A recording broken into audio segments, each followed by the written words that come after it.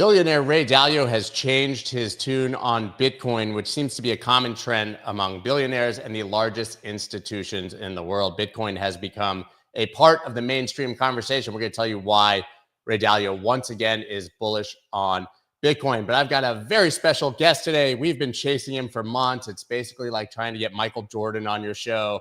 We've had the other two ETF bros, as we like to call them, James Safer and Eric Balchunas, all the time. But Nate Geraci, the president of the ETF Store, has never been on the show before. It's Geraci. I say Geraci. It's Geraci. It's Geraci. It doesn't matter. Nate is here. We're going to have a great chat about the success of the ETFs, why people are buying Bitcoin, and how we're viewing our asset class now from an institutional perspective. Of course, Texas West Capital on the back half. Let's go. Let's go.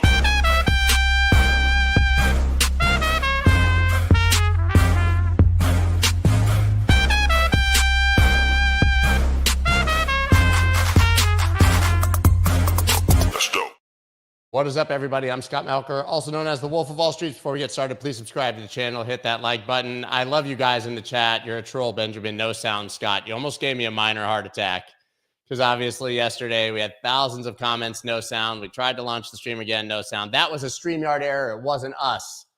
So screw you guys, honestly. No, we didn't do anything wrong. It was across all StreamYard platforms for the exact 20 minutes that we attempted to do it. We tried making recordings. They had no sound. And then 20 minutes later, all of a sudden everything worked, but it was too late. And we had to send Andrew, Tillman, and Jeff from Bitwise home. I'm going to go ahead and bring on Nate right now. I purposely butchered your name in like 15 ways just to make sure that I covered it up. I think you got close enough. One of those was pretty good. So yeah, I nailed one of them.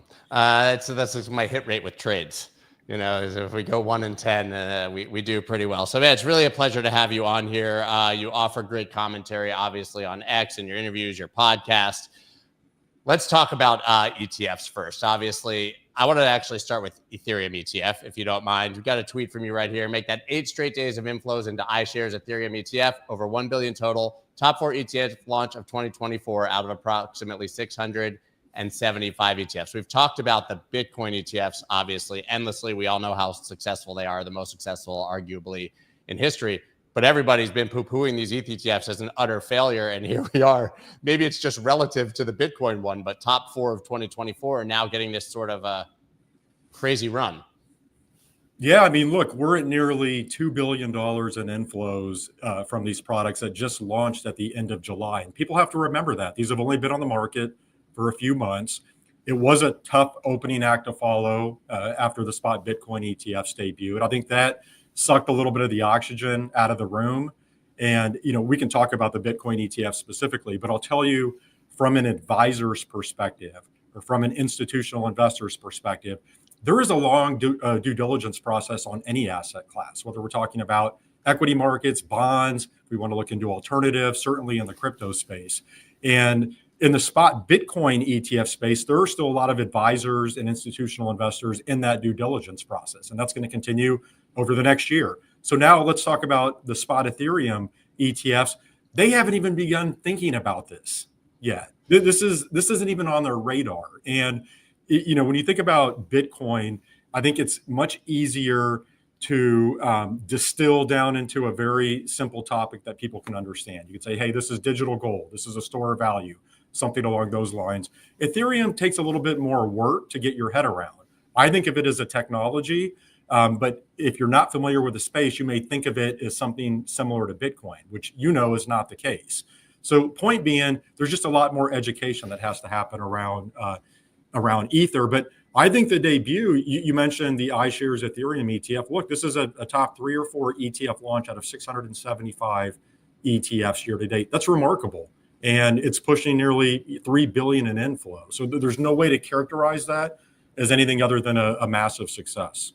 The launches themselves were utterly botched by the SEC as well, right? We got this sort of crazy overnight approval that nobody was expected. These issuers did not think that they were going to have to start marketing or considering these products. And then it took months for them to actually start trading. And it was in still, I think, what we would describe as sort of the depths of the bear market for certainly altcoins. Yeah, I think there's something to that. You may know I was a lot more optimistic that the spot Ether ETFs would be approved.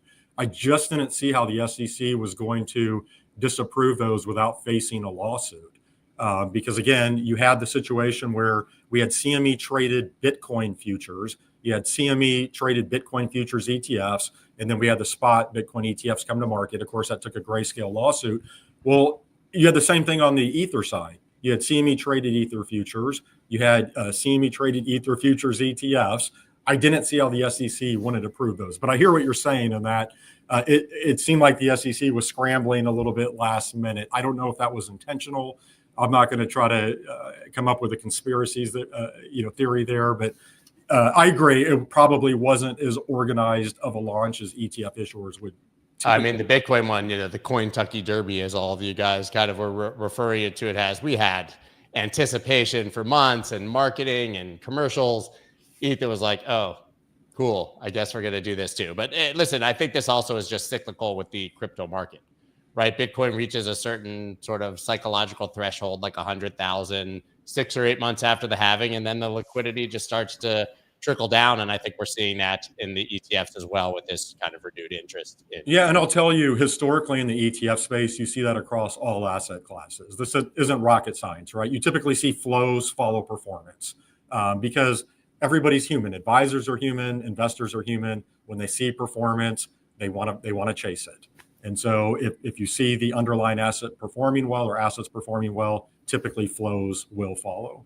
Yeah, that makes perfect sense. So I've got another tweet by you here, just I think to kind of put some of this in perspective for how well the ETFs in general have done, not specific to Ethereum. 670 ETFs have launched in 2024. 9 of the top 10 by assets are crypto related, total domination. I included top 11 ETFs here, given GBTC was an uplisting. But I mean, have you ever seen anything like this? No. I mean, look, I want to give you a stat here. I talked about this earlier in the week. If you look at the spot Bitcoin ETF category, the total assets now across the whatever 11 or 12 products that are out is about $110 billion. You know what the total assets are in physical gold ETFs, which have been around for 20 plus years? It's $125 billion.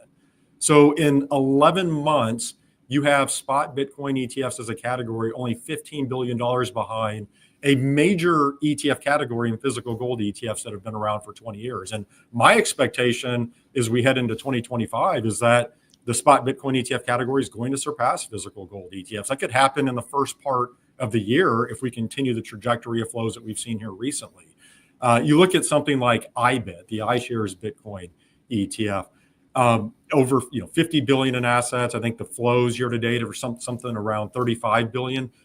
It's lapping the field. You just haven't seen an ETF with this type of success. I was looking the other day, if you go back 10 years, I think there were only 2 other ETFs over those 10 years that have had the type of success that the iShares Bitcoin ETF has had. And that's out of like nearly 3,000 ETFs. So I could keep going with the stats. You probably see I have fun out on Twitter with the stats because every stat you look at, it's just remarkable, blows your mind. And I don't know that people fully appreciate the numbers that spot Bitcoin ETFs are posting. Right. I know that they haven't, like writ large, Bitcoin ETFs haven't surpassed gold, but I did read not so long ago that at least for BlackRock, their Bitcoin ETF had surpassed their gold ETF. It which did, is sort of a marker. And I think it'll track down GLD, which is the most popular physical gold ETF. I think it's just a matter of time. Yeah. So I think I want to pivot a bit here. I mean, you talked about the fact that everybody doesn't even have access to these yet, specifically Ethereum. People aren't even looking at them yet, right? I think it's clearly retail driven. But from a number of institutions, we've seen them slowly coming online, wirehouses starting to approve them. I've seen numbers. I spoke to Matt Hogan from Bitwise a few weeks ago here, and he said maybe 50% of people have access to these things. Right. Yeah, I think that's fair. And that you have to combine that with the numbers that I was just talking about. Like everybody knows these aren't available on Vanguard's brokerage platform. Yeah, and never will be probably. Yeah, and probably never will. Matt's going to have better numbers than I will in terms of the wirehouse access. But the bottom line is the vast majority of the major wirehouse platforms have not fully opened up access to these products. That's a major distribution channel for any ETF. Think about options trading. I bring that up because options trading on Bitcoin ETFs was just recently approved. Well, we didn't have that for 9 or 10 months. And if you think about institutional investors who maybe want ways to hedge, They want to minimize that volatility. They want to run more complex strategies. They weren't dabbling in the space until the options were available. Point being, you had a lot of major distribution channels or investors who weren't even contributing to the ridiculous numbers we've seen from spot Bitcoin ETFs. Yeah. So imagine what happens when they all come online if we're still in the middle of a bull run and prices are higher. We all know that the best marketing for any of this is price going up, right? I mean, specifically for Bitcoin and crypto. So if those things align, it's going to be astounding. I mean, speaking of people who have generally been offline, Goldman Sachs CEO says firm could consider Bitcoin Ether trading if U.S. regulation shifts. So we have a lot of these institutions probably actually waiting to see what happens with a less contentious CFTC or SEC or maybe some legislation coming online. David Solomon also is a DJ, which I think is relevant. Yeah, I mean, Goldman wrote a very bullish letter basically on crypto and said, but, we're waiting to see for regulatory clarity. I mean, do you think that that's what's happening here, even for access to a lot of these ETFs? I do. Bitcoin by the way, seems to have pretty good regulatory clarity now. Yeah, don't you love, by the way, all of these major institutions who were so negative on Bitcoin a couple of years ago? Everybody's come around. It's like clockwork. But yeah, I think for a lot of the TradFi space, they were waiting, or they still are waiting for more clarity on the regulatory side. Now, it's been well documented. I think the Trump administration is going to be much more friendly towards crypto. There's going to be a crypto czar in David Sachs. We have Paul Atkins, who's going to be replacing Gary Gensler as the SEC chair. He's viewed as crypto friendly. So all of the messaging coming out of the incoming administration is that they're going to be much more friendly towards crypto. If that's the case, I think you're going to see institutions like Goldman Sachs and others fall in line. They like to have that regulatory path nice and clear. They don't want to have a bunch of bushes and monsters and animals jumping out on that path. They want to see a clear regulatory path. So yeah, I think we'll see more of that. I think it'll be a tailwind for the space overall. Yeah, Solomon, the CEO of Goldman, was specifically asked if they would make markets in Bitcoin, and his quote was, "If the regulatory structure changes, we'll evaluate that, but at the moment, we're not permitted to." I mean, they literally just can't, And so I think a lot of people hopeful for the first 100 days of the next administration, but I think it remains to be seen whether this ends up being the priority that our echo chamber believes that it will be, or whether this could be kicked down the road for larger issues, I think, that swayed the election. Yeah, it's a great point. And let's remember, not to send a chill up everybody's spine, but remember when Gary Gensler was coming in as the SEC We loved chair. him. Everybody was talking about his, teaching blockchain courses at MIT, and he was going to be, crypto friendly. There's not been a more aggressive regulator probably across the financial markets than he has been. And so I think you raise a good point in that there is a lot of positivity around the incoming Trump administration, and hopefully that's the case, but we don't know that for certain. And even if that is the way they feel, you're right in that we don't know that that's going to be a priority. There's a lot of things that's on that administration's plate besides crypto. Either way, I think it's fair to say that zoom back a year, 18 months, 24 months, it's almost unimaginable that we'd be in such a positive situation. So whether it gets done in the first 100 days or 300 or 1,200, I think a lot of things are coming. And I mean, there's a sentiment here I wanted to share. You kind of talked about the billionaires, the institutions, and them coming around, right? You said, all these institutions, it's funny to see how dismissive they were recently. I don't know if you saw Ray Dalio's comments, but he basically said, don't buy, bonds, don't buy debt anymore. It's going to blow up, and you should be buying gold and Bitcoin. But I think this is notable because it was not long ago that he was very dismissive. He said in February of 23, not long ago, it's not going to be an effective money. It's not an effective store or hold of wealth. It's not an effective medium of exchange. This is not a Bitcoin bull. I always talk about the fact that I respect people with strong opinions, loosely held. And all the billionaires and institutions that have come around to Bitcoin, even to your point, they were once dismissive. And people point to Saylor tweeting in 2012 that Bitcoin was stupid. Well, in 2012, most people thought Bitcoin was stupid, right? Now he's the biggest bull there is. But these guys are coming around one by one, and Dalio is really notable for this position.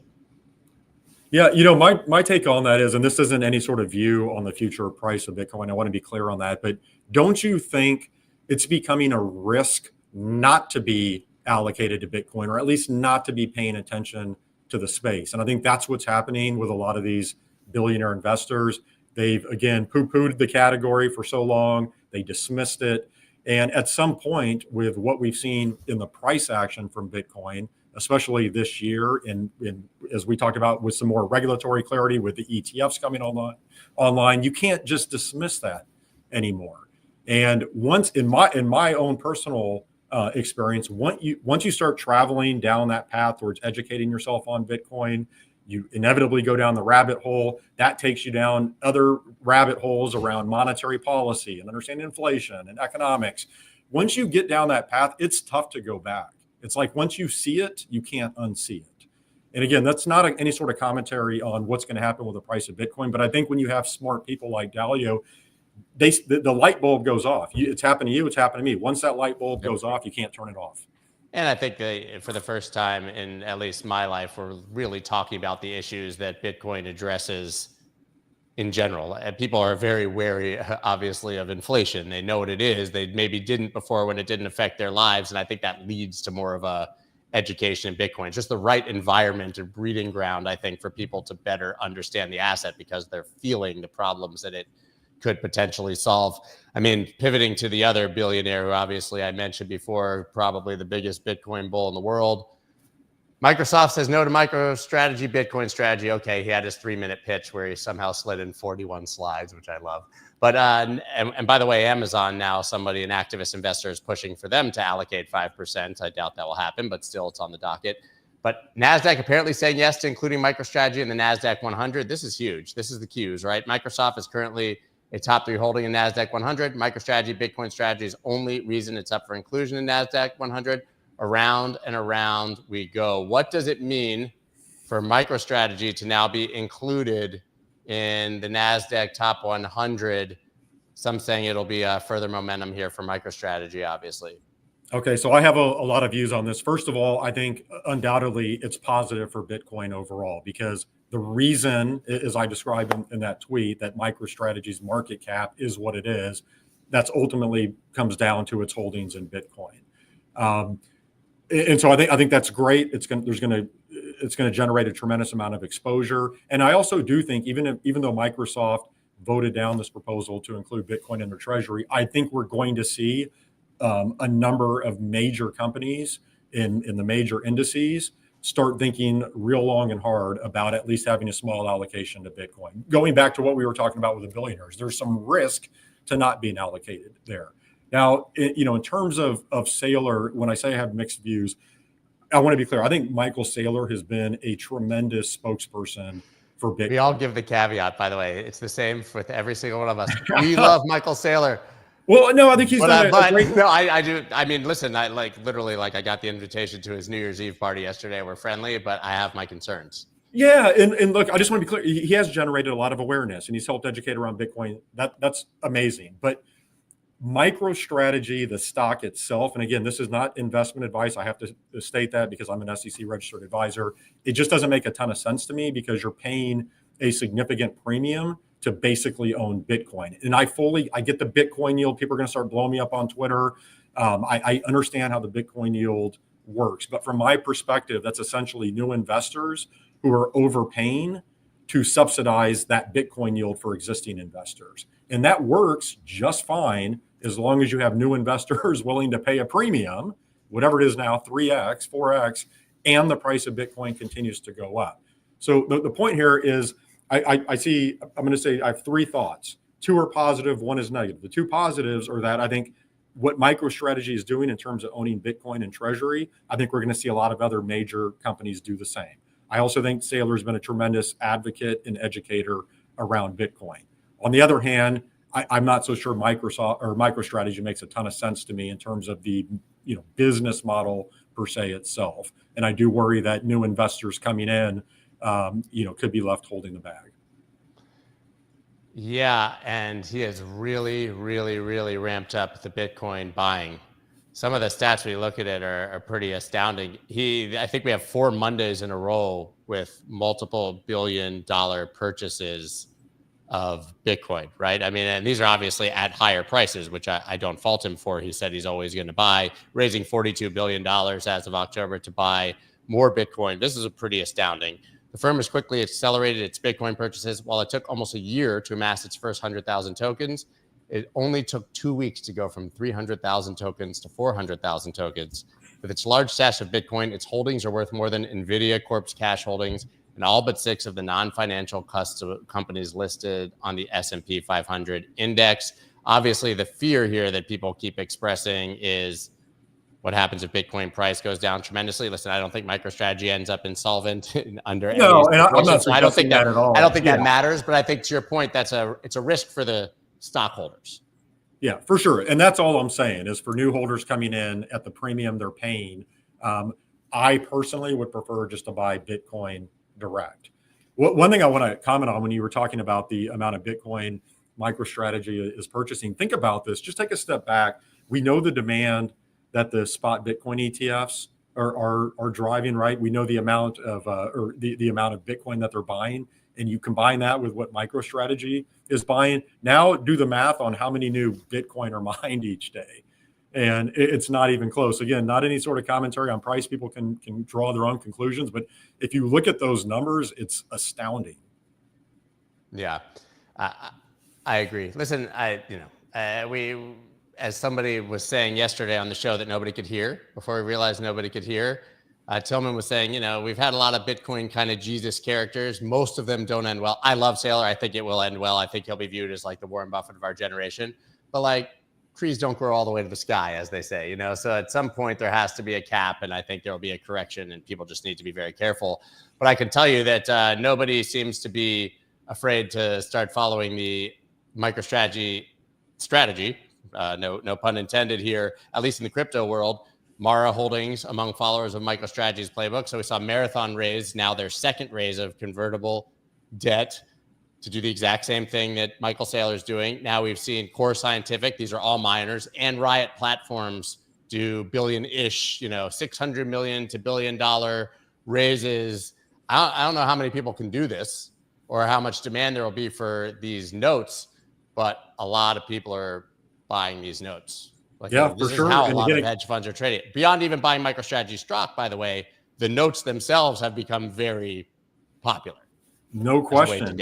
Yeah, but it also gets back into what I was saying earlier. Even if some of these companies aren't issuing convertibles, if they're just allocating some of their existing treasury to Bitcoin, that could go a long way towards driving price. By the way, you were mentioning earlier how I noted the top 10 launches of 2024. 2 of those are leveraged MicroStrategy ETFs, and the assets in those things, they haven't been on the market that long. It's unbelievable how quickly those have grown. They've had a hard time actually keeping up with it because they're unable to get the swap exposure that they need, so they've had to go to the options market.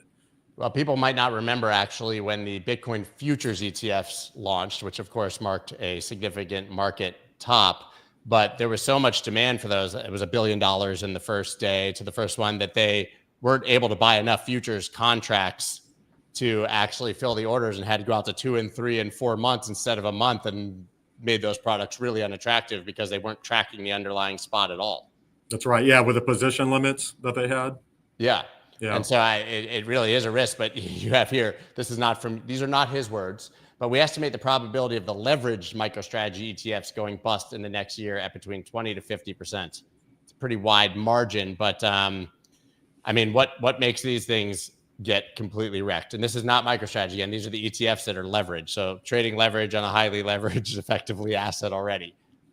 Well, over time, on a long enough time horizon with a highly volatile asset, those things will continue to trend towards zero. That's just how the math works. But on a shorter time horizon, it doesn't take a rocket scientist to deduce that if, let's say, MicroStrategy were to have a 30, 40, 50% decline over a short amount of time, there you go, 2 times that, and that'll take it to zero. So it's a risk. I mean, those tools, those are high octane tools, those leverage MicroStrategy ETFs. I think it was Bloomberg's Eric Balchunas who he's looked at this and he said these are the most volatile products that are available on the market. It was like the most heavily traded asset on Wall Street, right? I mean, MicroStrategy stock itself. So you add a little leverage to that, and you know exactly how that potentially ends. I mean, we had a day. I'm looking at the MicroStrategy chart. It topped at 540 and bottomed at 371. Yeah. in the same day. Being in the mid 500s and the mid 300s in the same day is pretty volatile. Yeah, I could see a real quick, unwind of those ETFs but it would take MicroStrategy having a significant down move. Yeah, for sure. But I think MicroStrategy itself has set a pretty good example for what's possible in the Bitcoin space, and kudos to Saylor for doing that. I mean, I know we only got a couple more minutes. What do you? Anything else that's on your radar that we may have missed that you're kind of excited about or looking for as we come into 2025? We obviously have the regulatory shift, other wirehouses online, all these things for the ETFs.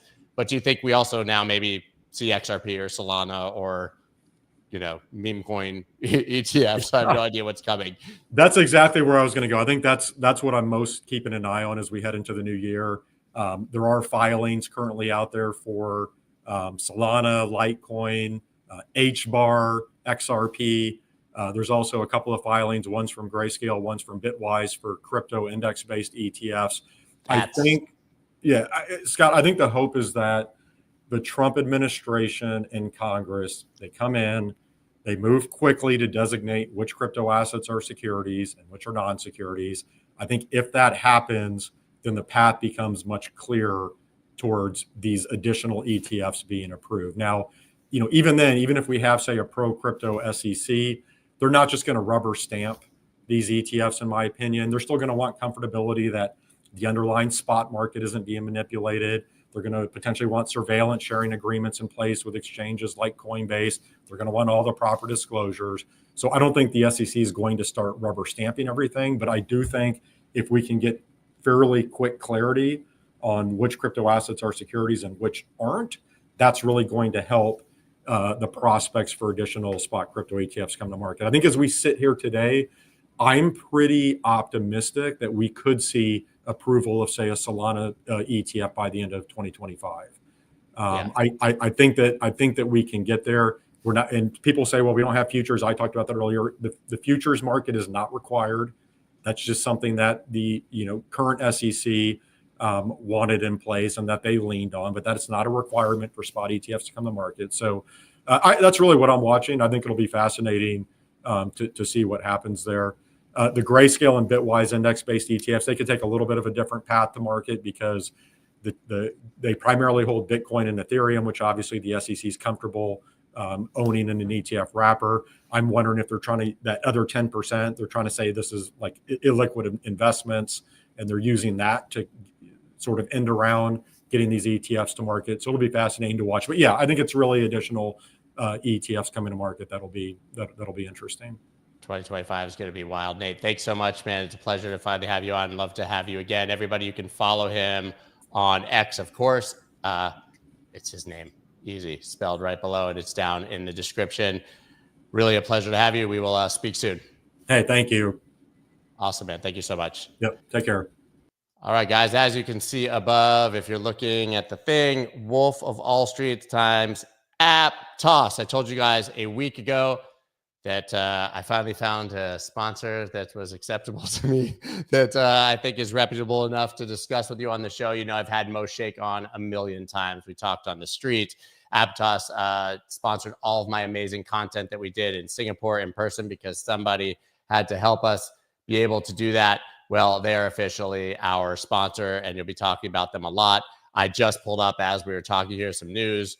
Huge here. The wait is over. Support for native USDT on Aptos is now live on Binance. Accelerate on-chain with deposits and withdrawals now open, so you can natively use Tether on Aptos on Binance. There's a crazy thread actually that I found here that Aptos had retweeted.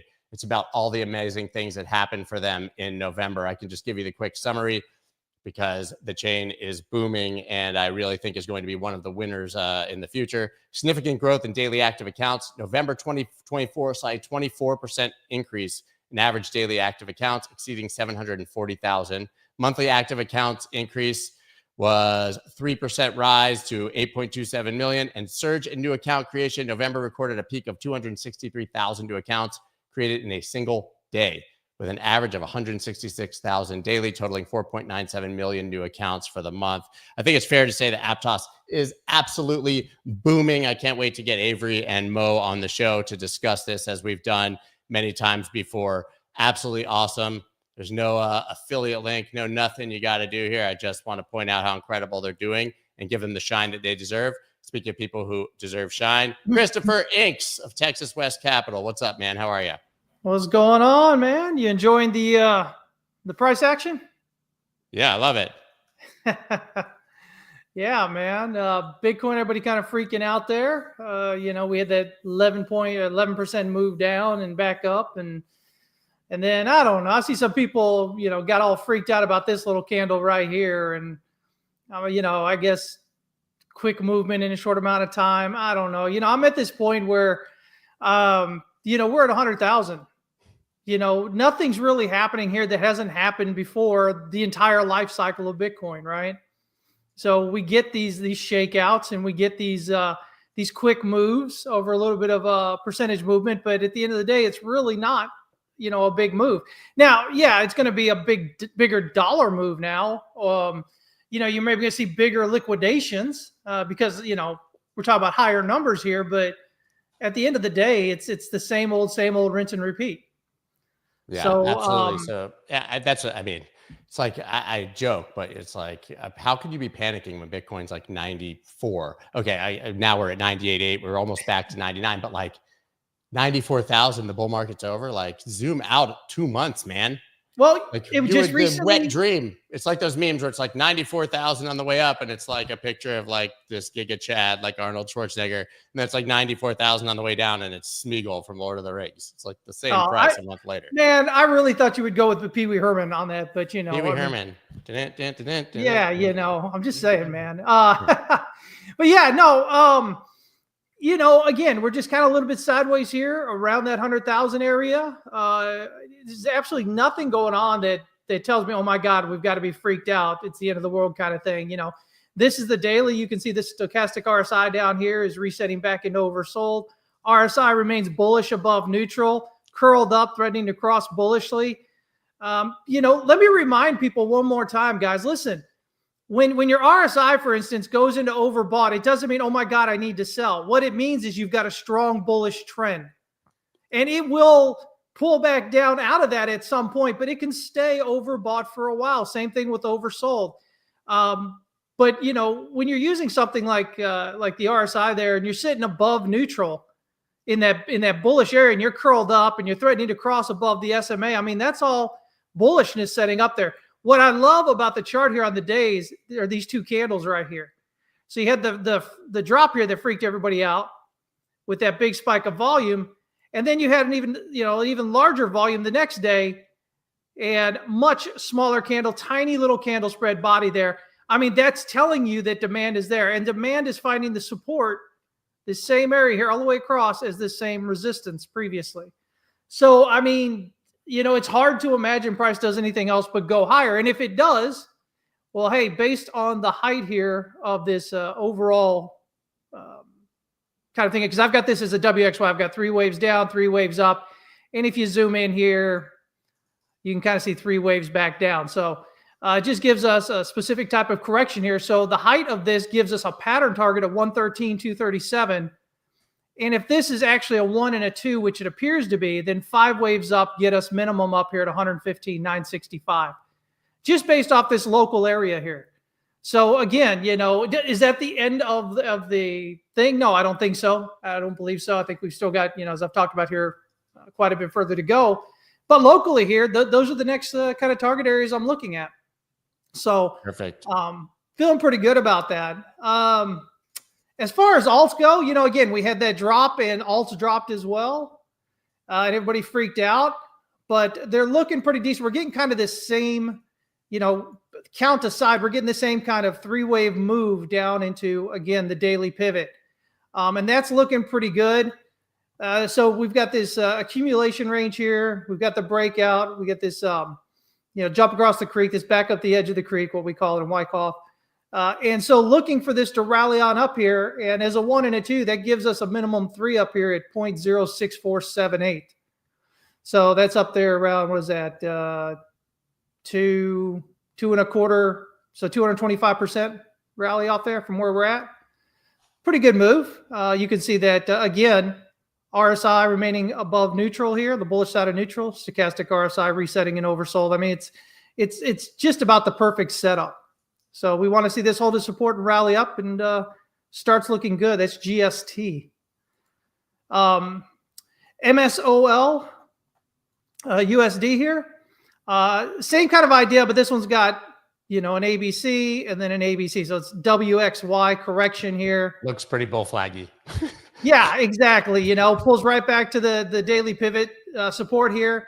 So yeah, I mean, I'm looking for a breakout above 306.76 to give us a pattern target again, based on the height here, up there around 381.79. But this is just a pretty pullback right here. Like you said, looks like a bull flag here. So breaking out, we should be good to go. Render, remember for a while there, Render was all the talk. It was all the talk of the town. I believe we're in a wave 3 here, which has a minimum target of $13 and about 2 cents. But based on the height of this pullback here, that'll actually get us extended a little bit higher up here toward toward $15.15. So, again, 3 waves down, finding support right around the daily pivot. $13 would be the first target, and then I'd look closer to about $15.15 on there. But really, looks good. We had, again, more accumulation here. We just got the breakout. We got a pullback. You shouldn't be looking for it to head down lower. Most likely it's going to continue up and higher, higher, and higher there. GHST. Here we go. Again, see, this is what I've seen. We talk about this all the time. When the alts make a good move, they tend to do it lockstep, and you get a lot of setups together. So here we are, 3 waves down into that daily pivot again. RSI remains bullish above neutral. Stochastic RSI resetting and oversold. Again, looking at this as a 1 and a 2 and a 3. So 3 is $1.91. Based on the height of this pullback, let me see here. It actually gets us $1.99, but $2. So yeah, I'd be looking up at $1.91 to $2 as a minimum target area for this rally here to take us to. And currently we're sitting at about $1.25. So decent little rally there. Cody doing its thing. Again, this. Yeah, I like this. Again, 3-wave pullback, daily pivot, bullish above neutral, resetting into oversold. I mean, did you see it play out over and over and over again? But looking on here, we've got a wave 3 up here, minimum expected at around 27 cents. If you just want to work with this pullback right here, I think it'll get you pretty close to that. 25.5 cents. So yeah, I would be looking up there toward that 27 cent area is kind of the next minimum target on the move up here. And that aligns, by the way, with, I had that chart literally just pulled up randomly as well. Let me see if it aligns. Like 27.8 is literally the top of this entire consolidation up here. That's 0.27888. So it aligns exactly with what you're saying. Yeah. The setups are here. Again, another great accumulation range here. We got the breakout. We got the back up the edge of the creek. This is, again, 3-wave pullback down here, right around the pivot. Everything, again, just replay everything over and over here. I've got a target of $35.20. This is LPT USD. But that's not the final target. That's just the next target on the way. So, that's what I'm doing with these here. And, of course, we've got GLM USD here. Absolutely beautiful 3-wave pullback. This one, of course, not on the daily pivot here, but at the previous range resistance as support. Dipped just below here on the RSI, but curled back up, getting ready to break back out on the bullish side of neutral there. Stochastic RSI, oversold, down and oversold. Oversold, down and oversold, yeah. Anyway, looking for this here, just based on the height here, again, of this pullback, you'd be looking up here at about 96 cents as that next target. This actually looks like it might be closer to a 1 and a 2, though. And so if that's a 1 and a 2 here, and you get that, here we are over 50% pullback, so that looks good. You'd be looking up at 3, up here around $2.13.5 minimum expected. Again, based on the idea, this is like a leading diagonal here, 5 up and then 3 back is 2 there. So, your viewers here, they can jump on there and they can look at the alts, and they, if they're seeing that same kind of 3-wave pullback into that daily pivot. And by the way, guys, if you don't know where my pivots are, just jump up here to indicators and type in pivot and use the standard pivots. That's all I've got on here, and you can put it on your own trading view chart. And then you just go out to the daily, and I've just got mine colored blue, but I think it comes out as black default. But just look for that 3, a down, up, down toward that daily pivot.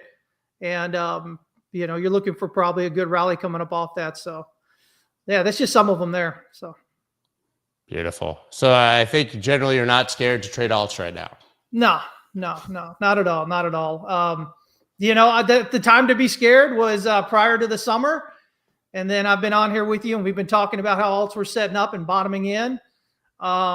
It's just kind of proving it out here. A lot of people if you don't know what you're doing in the market, you're going to get scared if things don't happen right away, right? I mean, I remember when I first started trading, if it didn't move, like if I wanted to go long in something, of course, crypto wasn't there, but it was stocks back then. But if I wanted, and it didn't go long like right away, or it started pulling back first, I would freak out, right? And get all scared because I didn't know what I was doing. But now, after kind of do your time for 30 years and you get in there, you start understanding that patience is a big part of it. And it's the setup's been there since the summer starting in, and here we go, right? About the time everybody started to give up. Isn't that always how it works? And it's all perfectly on schedule. I think we're going to have a great 2025, personally. Yeah, really I can't see it set up as terribly right now. Not at all. Yeah. Unless something unexpected happens. All right, guys, you can follow TX West Capital, of course. I think, like I said, Chris is the best. Where was it? Chris is the best. Join TWC to get this alpha every day. Where can people join? They just, we've got it all set up now back at texaswestcapital.com. They can jump in there. $97 a month gets you all our group coaching, gets you Fibbo's threshold theory, proprietary system. You'll learn that. And it gets you TWC Traders Club, where, myself and Fibbo and Vince and Andrew kind of put us our trades and our market analysis throughout the day. So you don't miss much of anything in there. We do stocks and crypto with that. Man, I wish I had time. You had time for a while back, man. Before those you were got the good going. old days, man. Absolutely awesome. All right, guys, give Chris a follow. That's all we got. I'll be back tomorrow, of course, at 9 a.m. Eastern Standard Time. Thanks, Chris. Take Later, care, everyone. Let's go.